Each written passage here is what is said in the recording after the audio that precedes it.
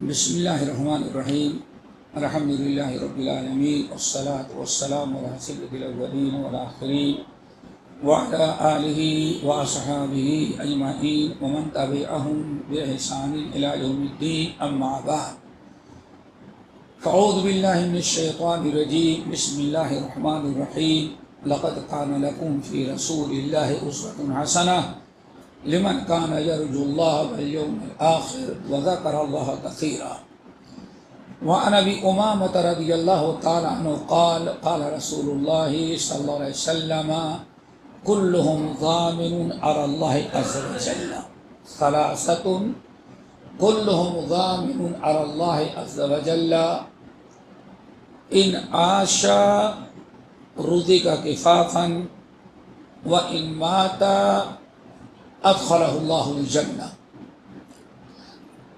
رجل دخل بیتہ فسلم علی اہلہ ورجل خرج من البیت الی المسجد نمبر 3 ومن خرج فی سبیل اللہ۔ محترم حضرات، دینی بھائیو، دوستو، ہم نے آپ حضرات کے سامنے نبی علیہ السلام کی ایک حدیث پڑھی ہے، اور آج اس مجلس میں انشاءاللہ اسی حدیث کے متعلق پر کچھ گفتگو ہم کریں گے۔ دعا کرو کہ اللہ ہم سب کو عمل کی توفیق نصیب فرمائے، کیونکہ میرے بھائیوں، جو کہا جاتا ہے، جو سنا جاتا ہے، وہ بھی ایک مسئولیت ہوتی ہے۔ کہنے والے سے بھی اللہ پوچھے گا اور سننے والوں سے پوچھے گا کہ فماذا عمل فیما علم، جو سنا جو سیکھا، تم نے اس پر کتنا عمل کیا۔ حدیث کے راوی ہے مشہور صحابی ابو امامہ رضی اللہ تعالی عنہ، کہتے ہیں کہ نبی علیہ السلام نے ایک موقع پر فرمایا ثلاثۃ کلہم ضامن علی اللہ عز وجل، ہمارے 3 قسم کے امتی ہیں جن کو اللہ تعالیٰ نے ضمانت اور گارنٹی دے رکھی ہے۔ ثلاثۃ کلہم ضامن علی اللہ عز وجل، 3 قسم کے لوگ ہیں ہماری امت میں، ان کے اعمال اور گفتار کردار اتنے اچھے ہیں کہ اللہ تعالیٰ نے ان کو اپنی حفاظت اور اپنی ضمانت میں لے رکھا۔ دعا کرو اللہ ہم سب کو ان تینوں میں شامل کر دے۔ پھر گارنٹی بھی کیسے؟ ان عاشا رزقا وکفی، اگر وہ زندہ ہے، جب تک زندہ ہے، اللہ تعالیٰ اس کے رزق کا، اس کے عزت اور آبرو کا، اس کے دین اور جان مال کی حفاظت کی گارنٹی دے رکھی ہے۔ ان عاشا، اگر وہ زندہ ہے تو روزے کا، اللہ رزق بھی دے گا، مال دے گا، اولاد دے گا، بیوی بچے دیں گے، صحت و تندرستی دے گا، اور اتنا دے گا واقوفیہ، اللہ اس کا اتنا اس کو اپنا قریب کر لے گا، پھر کسی اور کا محتاج اللہ تعالیٰ اس کو نہیں رکھے گا اگر زندہ ہے تب۔ وَإِن مَاتَ، اور اگر وہ مر گیا، كُلُّ نَفْسٍ ذَائِقَةُ الْمَوْتِ کے تحت روح قبض ہو گئی، مر گیا، اور ان 3 اعمال کا پابند تھا، تو اللہ صرف فرماتے ہیں ادخلہ اللہ الجنہ، اللہ تعالیٰ اسے جنت میں داخل کرے گا۔ یہ اتنی فضیلت ہے۔ اللہ تعالیٰ رزق کا انتظام، جان مال کی حفاظت، اور اگر انتقال کر گیا تو اللہ تعالیٰ اس کو جنت دیں گے، اس کی مغفرت کر دیں گے۔ اب وہ 3 آدمی کون ہیں؟ آپ نے تذکرہ کیا فرمایا؟ نمبر 1، سب سے پہلا انسان، رجل دخل بیتہ فسلم، پہلا انسان وہ ہے جب بھی گھر میں داخل ہوتا ہے تو اپنے اہل ویال سے السلام علیکم کہہ کر کے داخل، بات بڑی معمولی ہے، لیکن نبی کے اس فرمان کا اجر و ثواب بدلہ کیا ہے؟ ان عاشا روزی کا وقفیہ و ان ماتا ادخلہ الجنہ، ہے تو معمولی سی بات، لیکن اللہ تعالیٰ کے ہاں اتنا بہترین یہ عمل ہے کہ اس کا مطلب جب تک زندہ ہے اللہ اس کے جان مال کی حفاظت، رزق کا انتظام، اور اگر انتقال کر جائے تو اللہ تعالیٰ مغفرت کرتا ہے، اسے جنت میں داخل کر دیتا ہے۔ عمل کیا ہے؟ پہلا، جب بھی گھر میں داخل ہوتا ہے السلام علیکم کہتا ہوا داخل ہوتا ہے۔ دوستو، یہ اولاد کے اہل ویال کے حقوق میں سے ہے۔ سب سے پہلا حق، انسان اگر گھر میں داخل ہوا تو اس کے بچوں کا، اس کی بیوی کا، اس کے ماں باپ کا، اس کے گھر والوں کا سب سے پہلا حق یہ ہے کہ آپ داخل ہو تو السلام علیکم کہہ کے داخل۔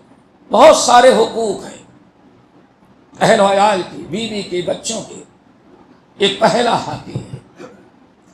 اس کے بعد دوسرے حقوق آتے ہیں، مثلا حجۃ الوداع کے موقع پر نبی علیہ السلام جب اونٹنی پر کھڑی خطاب کر رہے تھے تو جس کے اسے سمجھ میں اگر سوال کرتا، ایک شخص کھڑا ہوا، کہتا یا رسول اللہ ما حق زوجت احدنا علیہ، یا رسول اللہ علیہ، یا رسول اللہ ہم میں سے ہر ایک اگر گھر میں جائے تو اس کی بیوی کا کیا حق ہے؟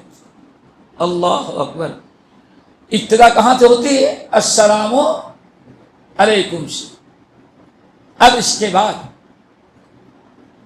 صحابی پوچھتے یا رسول اللہ ما حق زوجت احدنا علیہ، ہم میں سے ہر شخص کے اوپر، ہر شوہر کے، ہم میں سے ہر انسان کو اس کی بیوی کے کیا حق ہے؟ تو آپ نے فرمایا ان تطعمها اذا طعمت، جب کھاتے ہو تو کھلاؤ، جب اپنے لیے لباس لیتے ہو تو اس کے لیے بھی لو،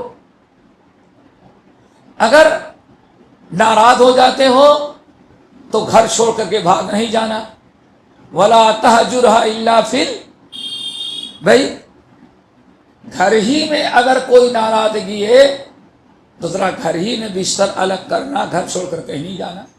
پھر یا رسول اللہ ایک تو بیوی کا حق ہمارے اوپر ہے اور ہمارا ان کے اوپر کیا حق ہے؟ اللہ صلی اللہ علیہ وسلم فرمایا جب اس کو جو بات کہو وہ مانے، وہ سنے۔ تو بہرحال پہلا حق کیا تھا میرے بھائیوں؟ گھر میں داخل ہو۔ اب کتنا فائدہ ہے؟ حضرت انس بن مالک جو خادم رسول ہیں، جن کو خادم رسول کہا جاتا ہے، نبی علیہ السلام نے ان کو خطاب کرتے فرمایا یا غلام، اے انس، اے بچے چھوٹے تھے، اذا دخلت علی اہلک فسلم علیہ، جب گھر میں داخل ہونا تو سب سے پہلے اپنے گھر والوں کا حق ادا کرنا۔ کیا ہے؟ فسلم علیہ۔ پھر آپ نے فرمایا یکون برکۃ علیک وعلی اہلک، فائدہ کیا ہے؟ جب سلام کر کے پہلی سنت پر عمل کرو گے، گھر میں سلام کرتے ہوئے داخل ہو گے السلام علیکم کہتے ہوئے، تو یہ تمہارے لیے بھی، تمہارے اولاد کے لیے بھی، بوڑھے ماں باپ سب کے لیے برکت کا سبب بن جائے گا۔ اور قرآن مجید سورہ آل عمران کوئی معمولی چیز نہیں ہے۔ اللہ رب العالمین خطاب کیا ہے اہل ایمان، جب گھر میں داخل ہو فسلموا علی انفسکم تحیۃ من عند اللہ مبارکۃ طیبۃ۔ غور کرو، اللہ اکبر، قرآن کتنا بڑا حق گھر والوں کا ہے۔ یا ایھا الذین، اے ایمان والو، ایسے گھر میں نہیں گھس جانا، جب گھر میں داخل ہو تو گھر والوں پر سلام کرنا، تحیۃ من عند اللہ۔ اور دنیا میں ایک ہی لفظ ہے سلام کے لیے جو اللہ نے آسمان سے اتارا ہے وہ السلام علیکم تحیۃ من عند اللہ و مبارکہ، اور یہ سلام بڑی برکتوں والا ہے۔ اور تو کیا ہوا؟ اگر آپ نے سلام کیا، پہلی بات پر عمل کیا، تو اللہ تعالیٰ ان عاشا روزے کا وقوفیہ، رزق کا انتظام، آپ کی حفاظت اور جان مال کی عزت کی گارنٹی، اور اخروی اعتبار سے اللہ نے بڑے مال و دولت سے نوازا۔ اور صحیح مسلم کی حدیث، نبی علیہ السلام ارشاد فرماتے ہیں اگر کوئی انسان باہر گیا ہوا ہے، جب گھر واپس آنے لگتا ہے شام کو، بازار میں، مارکیٹ میں، کاروبار میں ہیں، گئے ہوئے ہیں کہیں، جب شام کو واپس آنے لگتے ہیں تو اللہ کے رسول صلی اللہ علیہ وسلم نے ارشاد فرمایا کہ ایک شیطان کی ایک جماعت اس کے پیچھے ہو جاتی ہے، پیچھے ہو گئی، چلے آ رہے ہیں خاموشی کے ساتھ، شیطانوں کی ایک جماعت آدمی کے ساتھ چلی آ رہی ہے۔ اور جب آدمی گھر میں داخل ہونے لگا، اس سنت پر عمل کر لیا، اللہ کے حکم فَإِذَا دَخَلْتُمْ بُيُوتًا فَسَلِّمُوا عَلَىٰ أَنفُسِكُمْ یا اِذَا دَخَلْتَ فَسَلِّمْ عَلَىٰ أَهْلِكَ، اگر سلام کر لیا تو شیطان کی جماعت آ رہی، اس کا امیر یعنی اس کا ایک بڑا جو ہیڈ ہے، وہ کہتا ہے لوگوں واپس چلو، اس نے سلام کر لیا، ہمارے لیے اس گھر میں نو انٹری لگ گئی۔ کتنا بڑا فائدہ دوستوں! اب شیطان داخل نہیں ہوا، کیوں؟ آپ نے اللہ کا نام لے لیا، نبی کی سنت پر عمل کر لیا، السلام علیکم کہہ دیا، اب شیطان گھر میں داخل نہیں ہوا۔ تو شیطان جو سردار تھا اپنے چھوٹوں سے کہتا ہے واپس چلو، اور کوئی شکار مل جائے گا، اس نے تو ایسا سلام کر لیا، اللہ کا ذکر کر لیا کہ ہم لوگ داخل نہیں ہو سکتے۔ اور اگر سلام نہیں کیے، آپ ٹیلی فون پر بات کرتے ہوئے گھستے ہوئے چلے گئے اپنے بیڈ روم تک، یا اور دوستوں سے بات کرتے ہوئے سلام نہیں کیا، تو شیطان کا ایک گروہ گھر میں داخل ہوا، اور ان کا سردار کیا کہتے ہیں، آؤ رہنے کا انتظام تو ہو گیا، رہنے کا انتظام ہو گیا، اب رات اچھی طرح سے یہاں گزار لیں گے ہم۔ اب کھانے کا انتظام کیسے؟ انتظار کرتا رہتا ہے، جہاں کھانا رکھا گیا، اب اگر کھانا شروع کرنے کے وقت کسی نے بسم اللہ پڑھ لیا تو شیطان کہتا ہے اب تو کھانا نہیں مل سکتا، کیوں؟ اس پر اس مومن نے اللہ کا نام لے لیا، یہ ہمارے ہضم۔ اللہ اکبر! مسلمان کو سب ہضم ہو جاتا ہے بغیر بسم اللہ کے، سب ہضم، لیکن ابلیس سمجھتا ہے نہیں، اب بھگا وہاں سے۔ تو چیلوں سے کیا کہتا ہے، واپس چلو ورنہ رات بھوکے مر جاؤ گے۔ اور اگر وہ ایک گروہ جو بازار سے باہر سے آپ کا پیچھا کی تھی، آپ سلام کیے بغیر داخل ہوئے، اس کو انٹری مل گئی، آ گیا، آباد ہو گیا، اور ایک نہیں بلکہ پورا ایک گروہ جماعت ہے۔ اور اگر کھانے کے وقت بسم اللہ نہ پڑھے، ویسے کھانا لگے، تو سردار کہتے ہیں آؤ کھانے کا بھی انتظام، سونے کا بھی انتظام اور کھانے کا۔ اب آپ بتائیے میرے بھائی، جس گھر میں ایک شیطان کی پوری ایک جماعت داخل ہو گئی، وہاں بچے شیطانی نہیں کریں گے؟ اور اب ماں باپ میاں بیوی میں الفت اور محبت کے اندر کیڑے کون ڈالے گا؟ شیطان۔ یہ سارے مشکلات کہاں سے آ رہی ہیں؟ اللہ تعالیٰ ذکر چھوڑ دینے کے بعد۔ صحیح مسلم کی حدیث ہے، نبی علیہ السلام بیٹھے ہوئے تھے، آپ کے ساتھ صحابہ ہیں، کھانا رکھا گیا، لیکن آپ سوچ رہے تو بات مکمل ہو جائے گی اس کے بعد کھائیں گے، لوگ کھانے کے لیے انتظار کر رہے ہیں، اور آپ کی بات لمبی ہوتی گئی۔ ایک انسان بوڑھے کے شکل میں آیا، اور کوئی نہیں جانتا، بوڑھا آیا جتنے لوگ اللہ کے رسول پاس بیٹھے تھے سب سے بڑی عمر کا، اور آیا جب ہاتھ ڈالنے چاہا تو اللہ کے رسول اس کا ہاتھ پکڑ لیا بوڑھے کا اور زور سے چھٹکا، او بوڑھا واپس چلا۔ صحابہ کرام سوچتے ہیں اللہ کے رسول ایسا کبھی نہیں کرتے کہ اتنا دور سے ڈانٹ دیں اس کو بھگا دے، پورا آدمی۔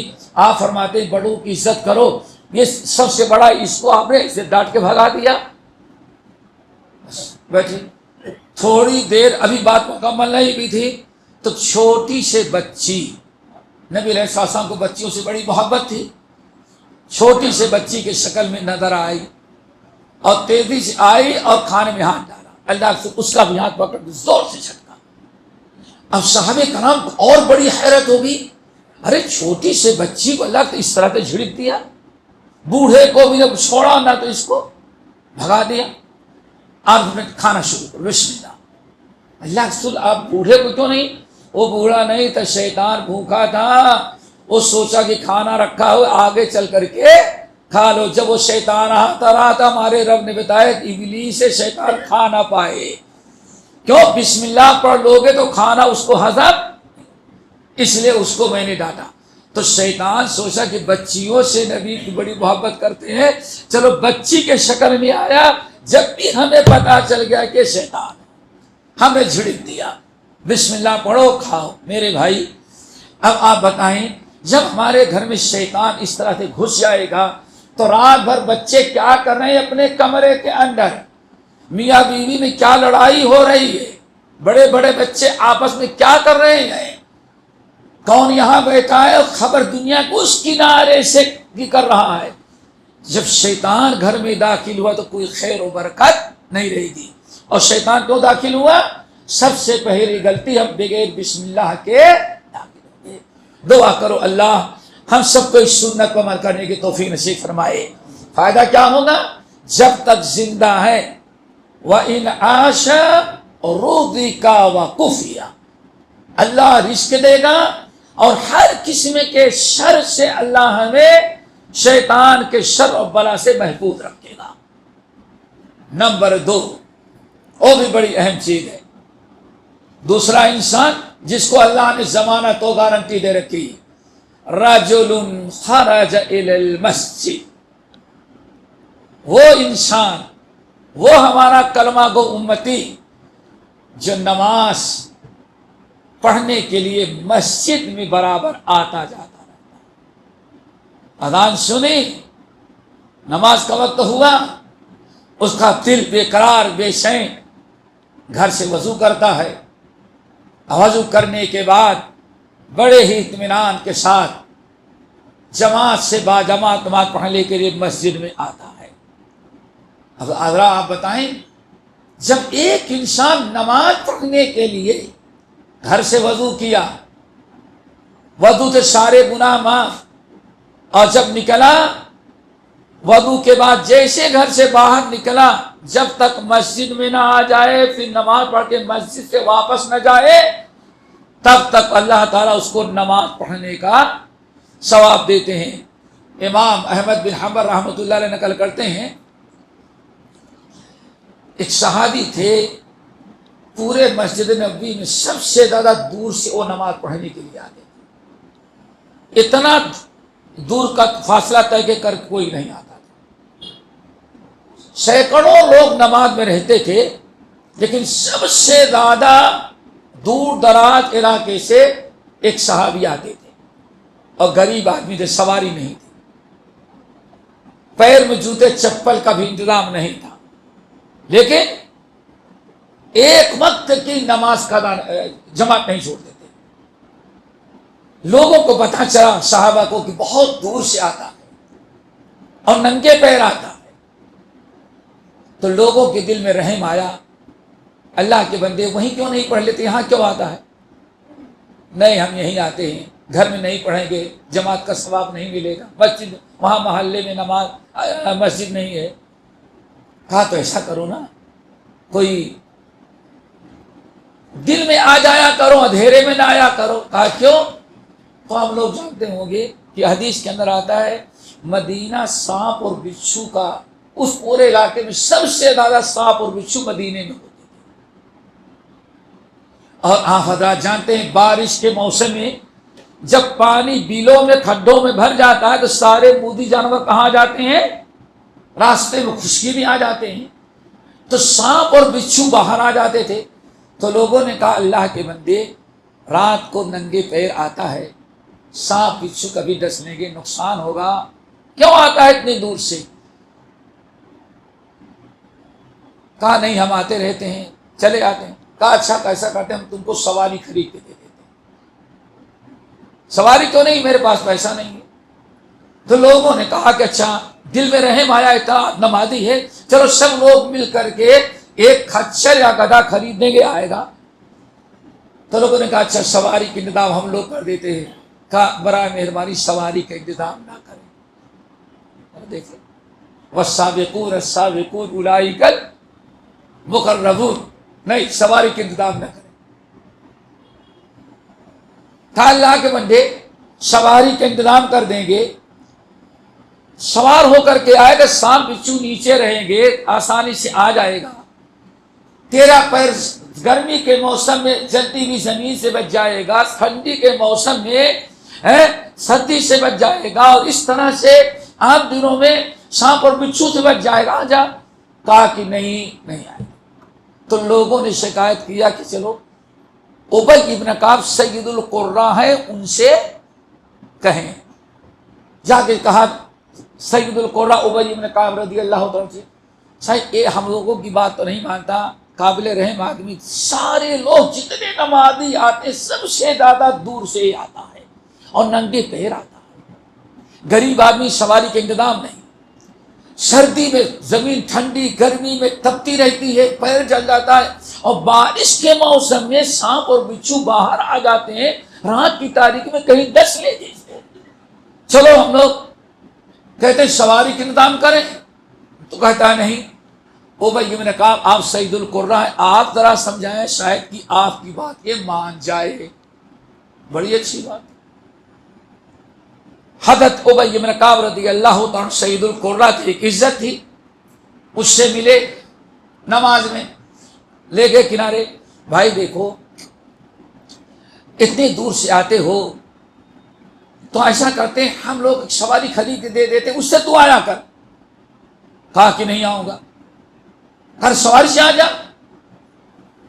تو اس کو ذرا غصہ آیا. کہا سنو آپ کی عزت سراخوں پر, یہ محمد صلی اللہ علیہ وسلم کا گھر ہے نا, اگر اس کے بادو کا گھر ملنے لگے ہمیں تو میں وہ گھر بھی خرید کر کے یہاں نہیں آباد رہوں گا, میں وہیں سے آؤں گا جہاں سے نماز پڑھنے کے لیے آتا ہوں, پیدل ہی آؤں گا.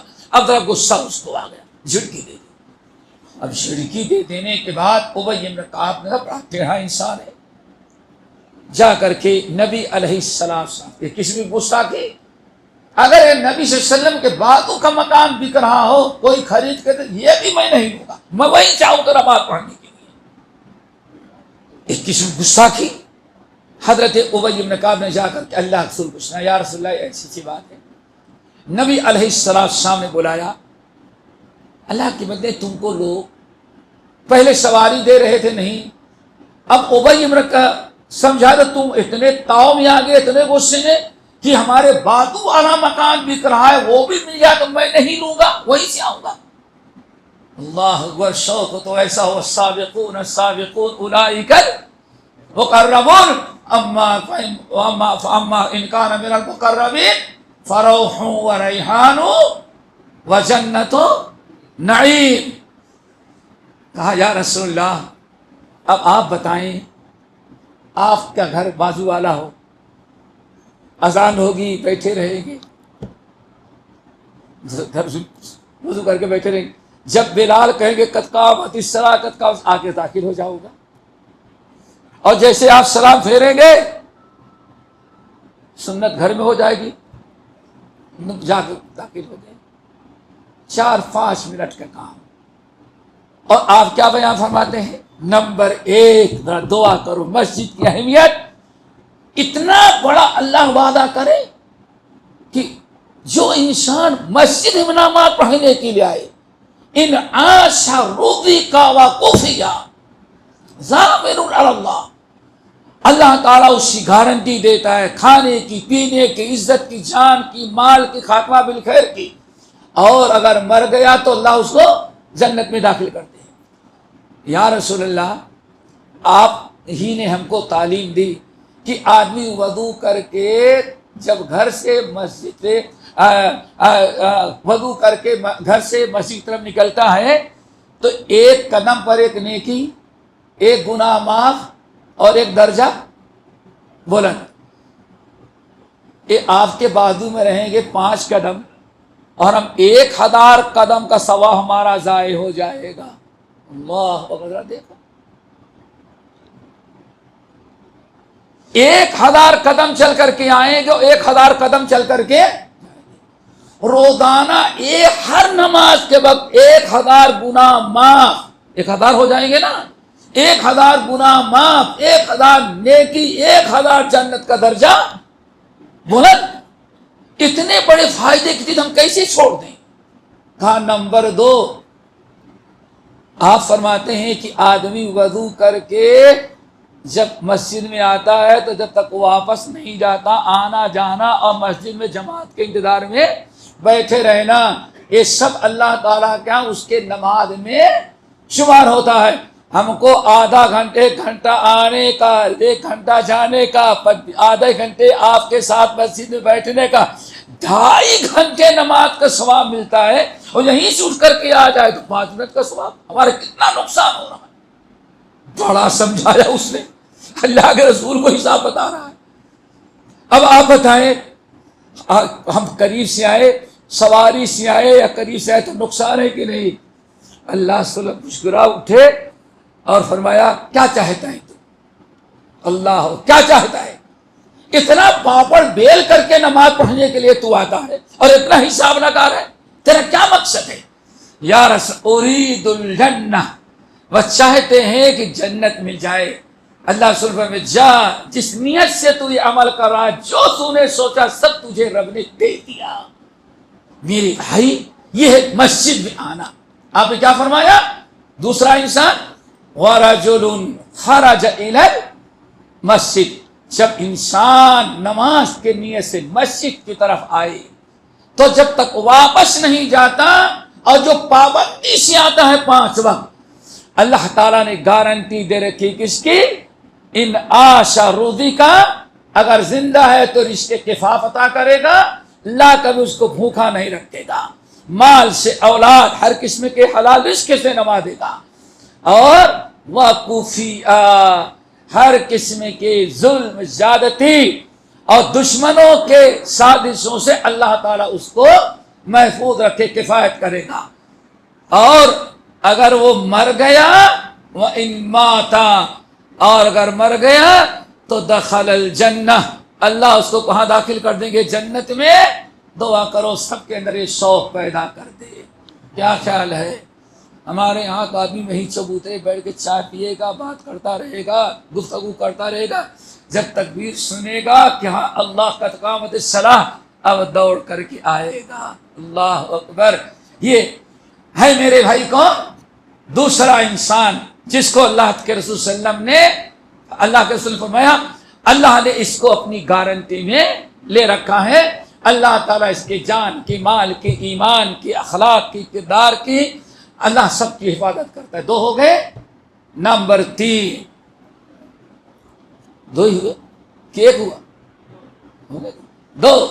نمبر 3، رجل خرج فی سبیل اللہ، وہ انسان جو فی سبیل اللہ اپنے گھر سے نکلا، فی سبیل اللہ۔ قرآنی آیات اور احادیث اگر اکٹھا کیا جائے تو 2 جہاد ایسے ہیں جن کا ایک ہی ساتھ اللہ نے تذکرہ کیا ہے قرآن کے اندر۔ کتنے جہاد؟ 2 قسم کا جہاد اللہ تعالیٰ نے قرآن میں ایک ہی ساتھ تذکرہ کیا ہے۔ ایک جہاد فی سبیل اللہ، تلوار دشمنوں سے، اور نمبر 2 علم حاصل کرنا اور علم حاصل اپنے علم سے لوگوں کو فائدہ پہنچانا، دونوں کو اللہ تعالیٰ نے ایک ساتھ جہاد قرار دیا ہے۔ سورۃ التوبہ کی آیت وما كان المؤمنون لينفروا كافة فلولا نفر من كل فرقة منهم طائفة ليتفقهوا في الدين، ایک ہی ساتھ دونوں جہادوں کا تذکرہ کیا۔ ایک ہے اسلامی فوج جو ملک کی اور ملک کے باشندوں کے جان اور مال کی حفاظت کرنے کو اسلامی فوج کہا جاتا ہے۔ نمبر 2 اللہ نے فرمایا وَلْيَتَفَقَّهُوا فِي الدِّينِ، اور ایک گروہ وہ ہے جو مسلمانوں کے جان کی، مال کی، ملک کی حفاظت نہیں بلکہ ملک میں اسلام اور ان کے عقیدے کی اور ان کے دین کی حفاظت کرتے ہیں۔ ان کو کہا جاتا ہے علماء۔ کیا کہا جاتا ہے؟ اور سورۃ التوبہ کسی آیت میں دونوں جہادوں کا تذکرہ ہے۔ تو دوستو، وہ جہاد الحمدللہ ملک کی حفاظت کے لیے، جان کی، مال کی حفاظت کے لیے تو ہم سے بھی ٹیکس لے کر کے فوج بنایا، ہمیں اس کا ٹینشن نہیں لینا چاہیے، اور جو ذمہ داری پہلے وہ دیکھیں۔ اور ایک جہاد کون ہے؟ لوگوں کے عقیدے کی حفاظت کرنا، لوگوں کے منہج کی حفاظت کرنا، لوگوں کے دین کی حفاظت کرنا، شرک کو مٹانا، بدعات کو مٹانا، توحید خالص کی دعوت دینا اور اتباع سنت کی دعوت دینا۔ اور یہ دین کی حفاظت جو ہوتی ہے وہ علماء کرتے ہیں۔ کون؟ علماء کرتے ہیں، اور دونوں کو جہاد قرار دیا گیا ہے۔ چنانچہ سنن ترمذی مسند احمد بن حنبل کی حدیث حضرت عبداللہ بن مسعود رضی اللہ تعالیٰ عنہ کی، نبی علیہ السلام نے ارشاد فرمایا من خرج لیطلب العلم، جو انسان اپنے گھر سے نکلا، حضرت انس بن مالک کی حدیث، عبداللہ بن مسعود کی، جو اپنے گھر سے نکلا علم حاصل کرنے کے لیے، فَهُوَ بِمَنزِلَةِ الْمُجَاهِدِ حَتَّى يَرْجِعَ، وہ اللہ کے راستے میں فی سبیل اللہ جہاد میں گیا ہے جب تک کہ واپس نہ آ جائے۔ دیکھا، یا دین کے حاصل کرنے کو اللہ کے رسول نے کیا قرار دیا ہے؟ فی سبیل اللہ۔ اور واقعی بسا اوقات حدود اور جان و مال کے حفاظت سے زیادہ مسلمانوں کے دین کی، عقیدے کے، ایمان کی حفاظت ان کی بہت ضروری ہو جاتی ہے۔ اسی لیے اس کو جہاد فی سبیل اللہ کہا گیا۔ نمبر 2 سنن ابن ماجہ کی حدیث، سنن ابن ماجہ، نبی علیہ السلام، بلکہ اس حدیث پر ذرا غور کریں کہ اللہ رسول فرمایا من خرج فی طلب العلم فهو المجاہد فی سبیل اللہ حتی یرجع، جو انسان دین سیکھنے کے لیے، علم حاصل کے لیے، کتاب و سنت کے لیے اپنے گھر سے نکلا، کیا نکلا نا، معلوم پڑتا ہے کہ ہاں علم حاصل کرنے کے لیے نکلنا پڑتا ہے، تو اس سے کام نہیں چلتا، بیڑا اس لیے غرق کیا ہے۔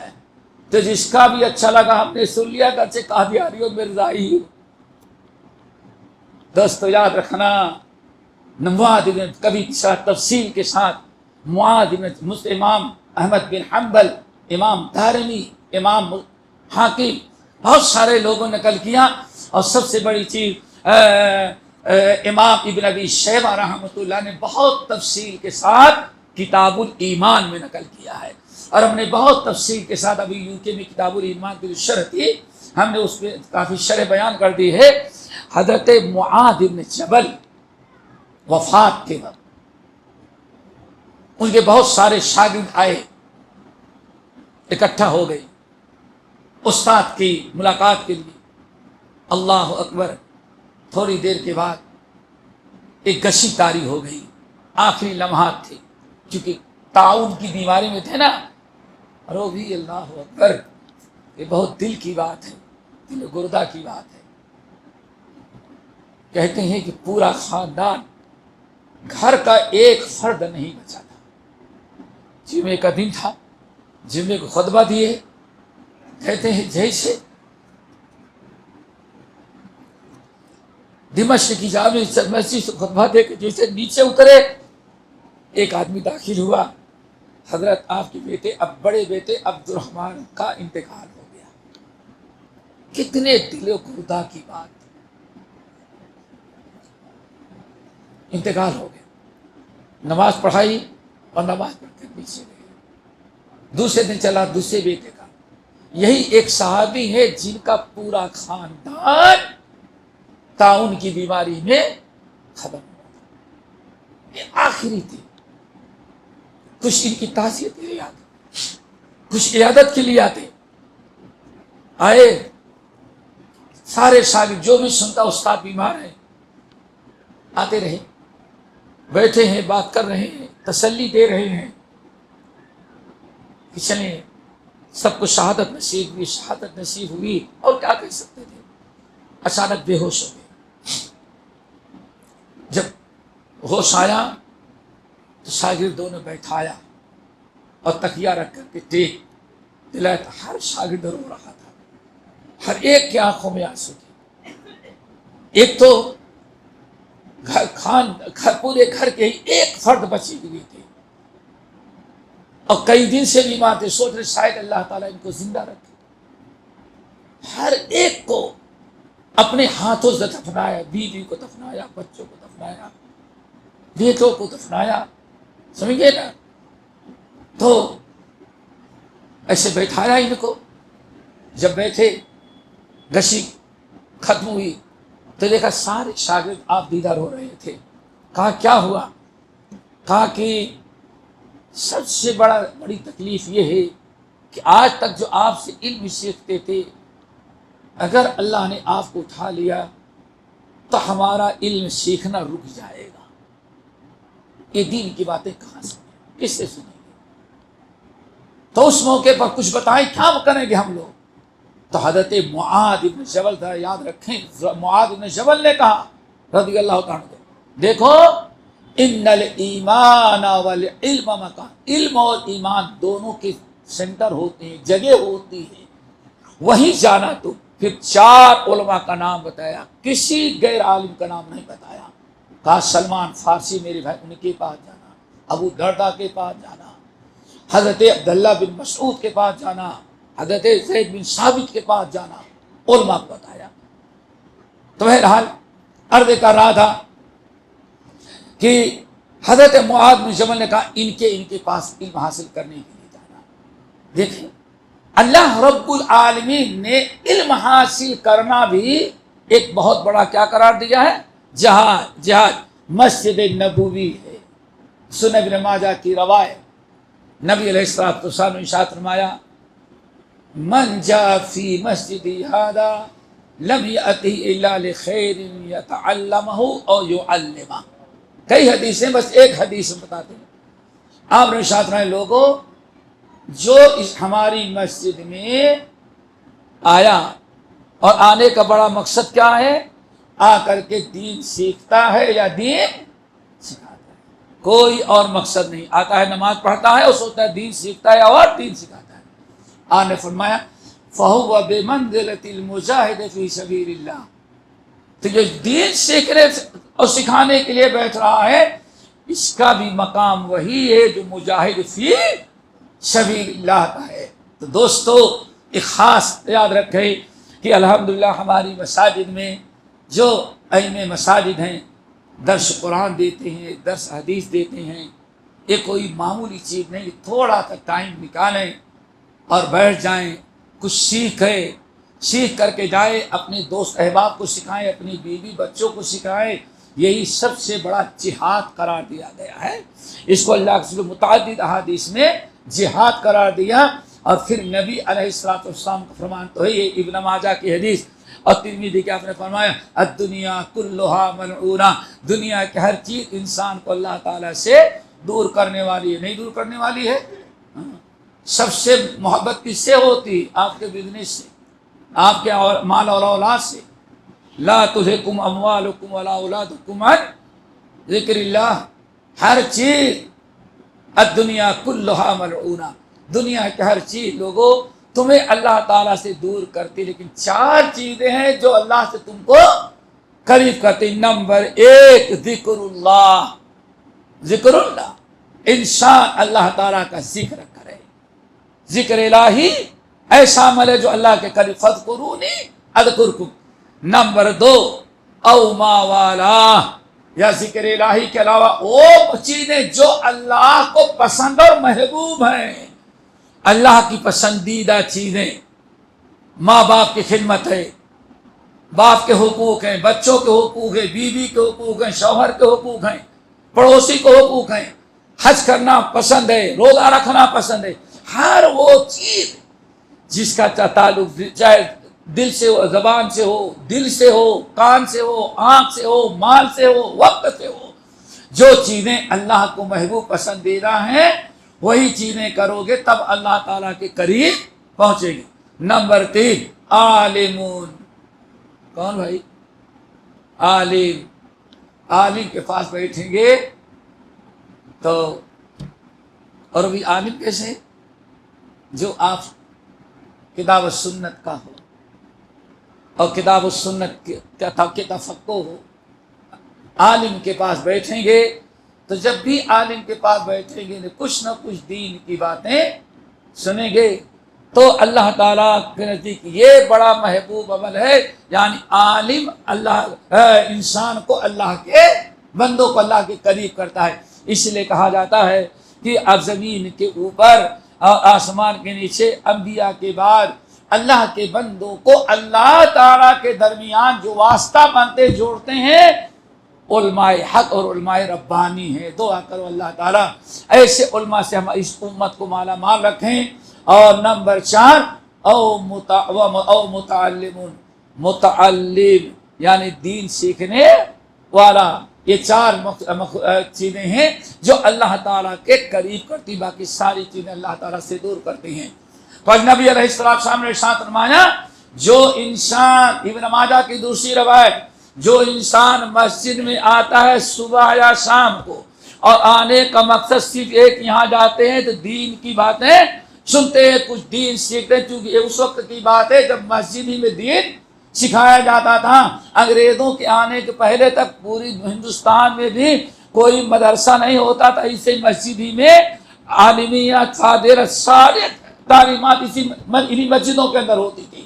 تو نبی علیہ السلام نے فرمایا جو مسجد میں آتا ہے دین سیکھنے کے لیے، شام کو آتا ہے کچھ سیکھ کر کے جاتا ہے، صبح کو آتا ہے سیکھ کر کے جاتا ہے۔ ہماری اہل دین مسجدوں میں درس قرآن حدیث ہوتا ہے، جو بھی آتا ہے سیکھ کے جاتا ہے۔ تو آپ نے ارشاد فرمایا فہو، ایک روایت میں ہے نا، اگر آیا تو اس کو ایک حج اور ایک عمرے کا ثواب اللہ تعالیٰ دیتے جب کوئی مسجد اس نیت سے آئے۔ تو دوستو یہ تین قسم کے لوگ ہیں جن کو اللہ تعالیٰ نے اپنی ضمانت میں لے رکھا ہے۔ ثلاثۃ کلہم ضامن علی اللہ عز وجل، تین قسم کے آدمی ہیں جن کی گارنٹی اور ضمانت اللہ رب العالمین نے اپنے سے دے رکھی ہے۔ ان میں ایک ہے جو ہر وقت مسجد میں جاتا ہے، نمبر دو سلام کر کے اپنے گھر میں داخل ہوتا ہے، نمبر تین جو اللہ کی راہ میں جہاد، اور اس زمانے میں جہاد کا سب سے بڑا ذریعہ جو ہے مسلمانوں میں دوستو ایک کتاب شرک کو مٹانا، توحید کو عام کرنا، بدعت کو ختم کرنا، باپ دادا کے رسم و رواج کو ختم کر کے شریعت اسلامیہ ان کو پہنچانا، اور بے دینوں کو دین سے جوڑ دینا۔ اسی کو اللہ رسول نے سب سے بڑا جہاد قرار دیا ہے۔ اور اس کی وجہ یہ بیان کرتے ہیں اہل علم کہ دشمنوں کا جہاد تو کبھی کبھار کی ضرورت پڑتی ہے، لیکن علمی جہاد کی ضرورت انسان کو ہر وقت پڑتی رہتی ہے۔ یہ چند باتیں ہم نے کہی ہے، دعا کرو اللہ تعالیٰ اس حدیث میں بیان کردہ تینوں چیزوں کو یاد رکھنے، عمل کرنے اور گھروں تک پہنچانے کی توفیق نصیب فرمائے۔ اقول قولی ھذا واستغفر اللہ من کل ذنب واتوب الیہ۔